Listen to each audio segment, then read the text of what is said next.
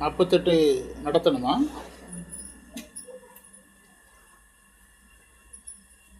எத்தனாவது மந்திரம் நடத்தணும்? 48 நடத்தியாச்சா? 49 நடத்தணும். 49 நடத்தணும். அருள் திரு அம்பலவான தேசிகர் எழுதிய அருளிய பண்டார சாத்திர நமச்சிவாய மாலை 49வது மந்திரத்துக்கு பொருள். உணவை மிக விரும்பி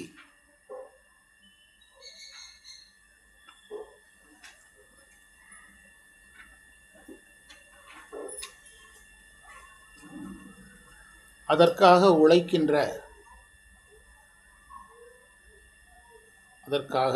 உழைக்கின்ற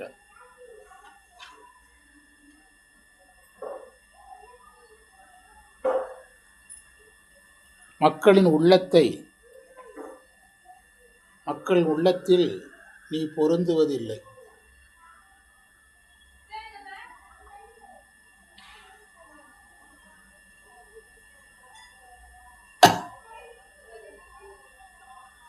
இல்லையாச்சா? நமச்சிவாய குரு திருவாவடுதுறை வாழ் நமச்சிவாய குருவி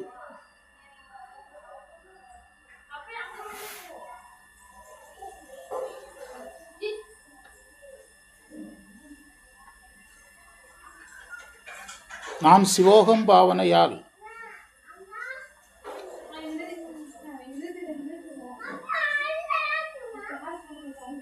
சிவமாக விளங்குகிறேன். அதாவது பேரின்பத்தை அனுபவிக்கிறேன்.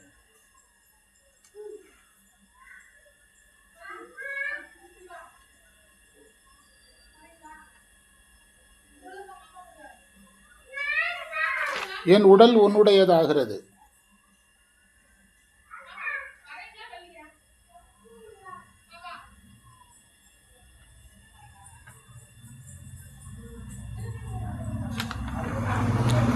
அப்படி இருக்கும்போது எனக்கு பிராரப்த வினை எவ்வாறு வரும்?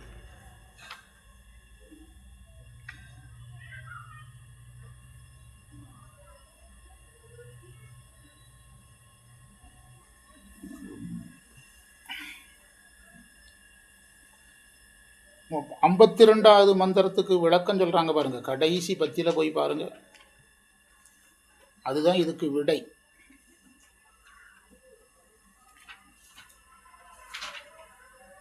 52வது மந்திரத்துல கடைசி பத்தி.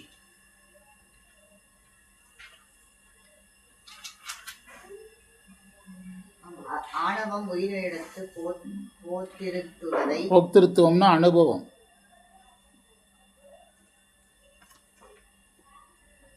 நான் அந்த பொருள் சாரம் சொல்றேன்.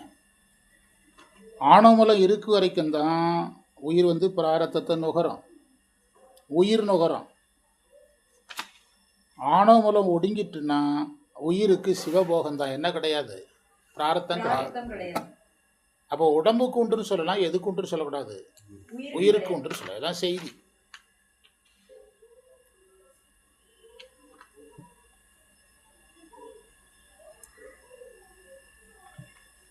மந்திரத்தில் முதல் வரியில உணவை விரும்புவோர் உள்ளத்தில் நீ இருக்க மாட்டாய்ங்கிறாரு. அது பற்று, உடல் பற்றுக்கான ஒரு அடையாளம். இறைவன் நம்ம உள்ளத்துல வரணும்னா உணவு விருப்பம் குறையணுங்கிறார். அது உடல் பற்று குறையிறதுக்கான ஒரு அடையாளம் தான் அது. ஊனுடல் உருக்கி, அதுதான் செய்தி, வேற ஒன்றும் இல்லை. இருகை யானை ஒத்துங்கிறாரு மாணிக்க வாசகர். ஏன் அப்படி சொன்னாரு? யானை கூட ஒரு கையால தான் திங்கும், நான் 2 கையால திங்கிறாரு. அதான் இருகை யானையை ஒத்துன்னு அர்த்தம். இல்பொருள் ஓமை அணியில பேசுறார். அவ்வளவு பெரிய உடம்புக்கு ஒரு கை தேவைப்படுது, எனக்கு 2 கை உள்ள ஒரு யானை நாங்கிறார். நானும் ஒரு யானை தான். யானைக்கும் எனக்கு என்ன வித்தியாசம்னா, திங்கிற விஷயத்துல ஒன்று தான், கை தான் அதுக்கு ஒன்று, எனக்கு 2ங்கிறார். இன்னும் வலது கையால் குடிச்சிக்கிட்டு இடது கையால் கடிக்கிறவங்க இருக்காங்களே நம்ம ஆட்களே இருக்கிறாங்கல்ல. ஆமாம், அப்படி இருக்கிறாங்க. ம் அது அந்த பற்றுக்கான ஒரு அடையாளம். உணவை விரும்புதல். ஆற்றுவார் ஆற்றல் பசியாற்றல் திருவள்ளுவர் சொல்கிறார். தவங்கிறது சாப்பிடாமல் இருக்கிறது தான் தவங்கிறார். பசியை பொறுத்து கொள்வது தான் தவங்கிறார்.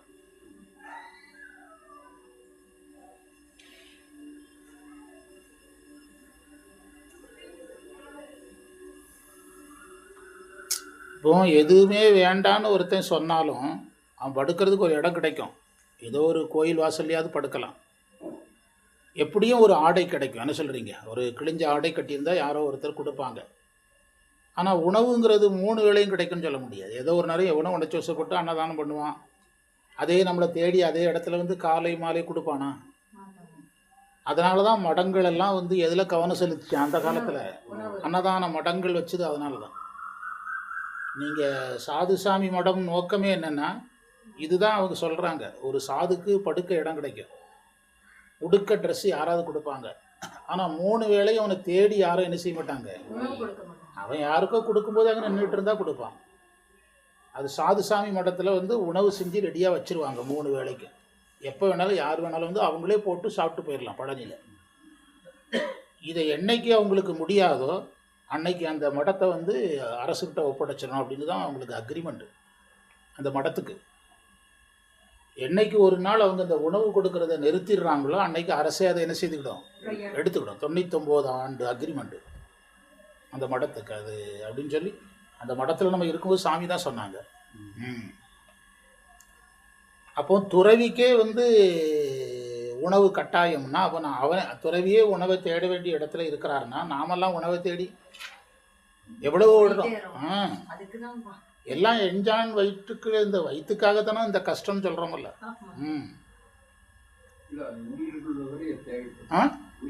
உயிர் உள்ளவரை தேவைப்படுதில்லை. இப்போ நீங்கள் அந்த போற்றி பக்கர்களே இதில் உமாபதி சிவமே சொல்கிறாரு, வினைகள் செய்கிறதே பிழைப்புக்காக வயிற்றுக்காக அப்படின்னு எழுதுகிறாரு. ஆனால் அதையும் கடந்துட்டோம்னா இறைவன் உள்ளத்தில் வர்றார். உணவில் விருப்பம் இருந்தால் இறைவன் நம்மக்கிட்ட இருக்க மாட்டாருங்கிறார். உங்களுக்கு உணவு விருப்பமே உங்களுக்கு வந்து இறை நாட்டத்தை குறைச்சிடும். ஆண்டாள் பாடுறாங்கல்ல, நெய்யுண்ணோம் பால் உண்ணோம். நெய்யுண்ணோம் பால் உண்ணோம்னு ஏன் சொன்னாங்க? நெய்யும் பாலும் வந்து இறை சிந்தனைக்கு தடை, சத்துள்ள பொருள். அது என்னாகுன்னா அது உள்ள உணவாக போய் சத்தாக மாறி மனசை கிளப்போம். மனசை கிளப்பும் போது போக நாட்டம் வரும்.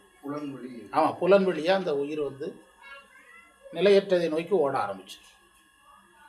அது உங்களுக்கு எப்படி பெட்ரோல் ஊற்றலைன்னா வண்டி இன்ஜின் ஸ்டாப் ஆகுற மாதிரி இதுக்கு உள்ள மேலே சத்தான பொருள் போகாத போது அந்த உயிர் வந்து சாத்வீகமாக மாறிடும். அதை அதில் பதிவு செஞ்சார். சிவோகம் பாவனைங்கிறது 9ஆம் நூற்பா. நேற்று கூட படித்தோம். சிவோகம் பாவனையில் இருக்கிறது பிராரத்த வினை போகிறதுக்கு.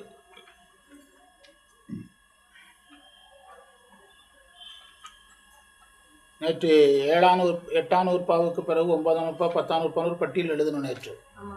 அதே இடம்தான். சிவோகம் பாவனையில் இருக்கிறது வந்து நமக்கு வந்து என்னது வராமல் இருக்கிறதுக்காக, வாசனாமலம் வராமல் இருக்கிறதுக்காக. 8ஆம் நூற்பாவில் குரு வந்து அருள் செய்தாலும் என்ன மலம் போகாது, அதுக்கு ஒரு ஃபுல்லாக வாசனாமலம் தான். அதுக்கு தான் சிவோகம் பாவனை. சிவோகம் பாவனையில் இருக்கும்போது சாதகன் சிவபோகத்தை அனுபவிக்கிறான்.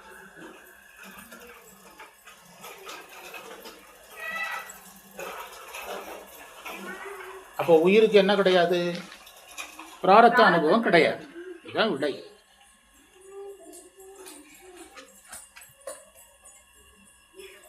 அப்படின்னா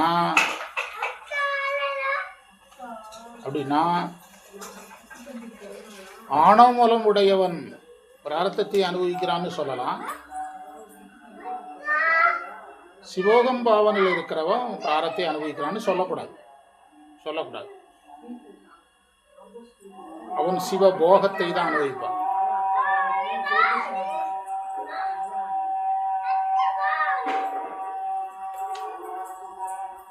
பிராரத்த வினை உடலோடு கழிச்சு போயிடும்.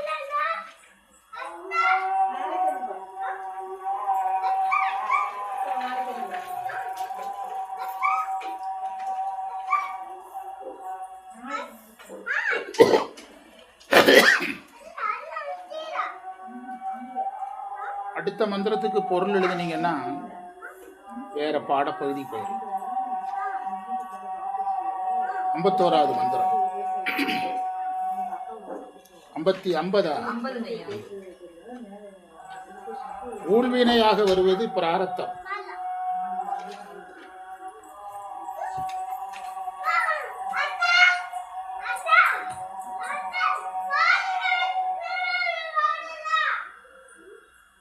அது நீங்குவதற்கு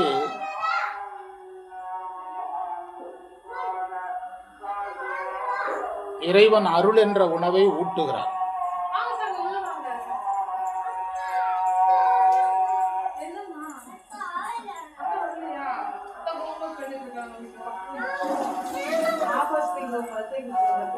இறைவன் அருள் என்ற உணவை ஊட்டுகிறார்.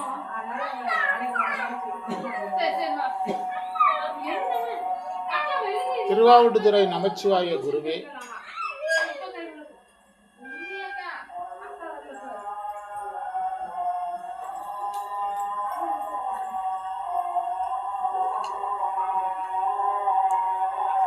கேடுகளுக்கு காரணம் ஆணவமலம்.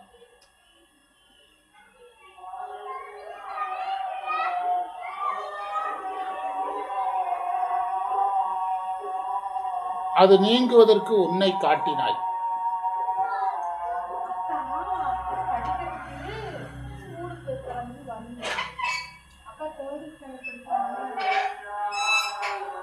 அருள் தந்தாய்.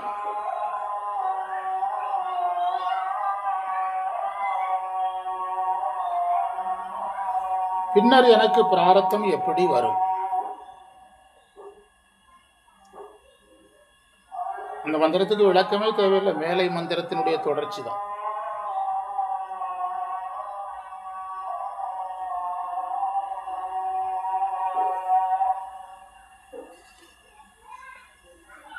பிராரத்த வினை ஊழ்வினையா வருது, அது நீங்கிறதுக்கு அருள் தந்த குருவே. எல்லா துன்பத்துக்கும் காரணம் ஆணவமலம், அதனை நீக்கின பிறகு எனக்கு பிராரத்தம் வரும்னு எப்படி சொல்றாங்கன்னு கேட்கிறாரு. அப்படின்னா வராதுன்னு அர்த்தம். அவங்களுக்கு என்ன போகம் தான் நடக்கும்? போகம் நடக்கும். பிராரத்த வினை உடம்பை தாக்கும், உயிருக்கு கிடையாது.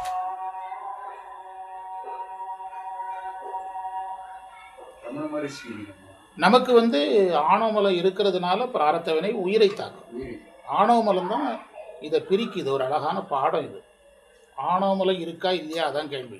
ஆணவமலம் இருந்தா சிவபோகம், ஆணவம் இல்லைன்னா பிராரத்த வினை. ஆணவமலம் ஒடுங்கிட்டா என்னது? ஒடுங்கினா சிவபோகம், இருந்தால் பிராரத்த வினை. அதுதான் பாடம்.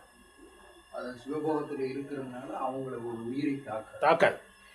ரமண மகரிஷில அந்த அவங்கெல்லாம் அந்த இதுதான் உடம்போட வழி அவங்களுக்கு தெரியாம இருந்தது. அதனால அது என்னன்னு அவங்களுக்கு சொல்ல தெரியலையே தவிர, ஆனா நிலை அதுதான். அடுத்த பாட பகுதி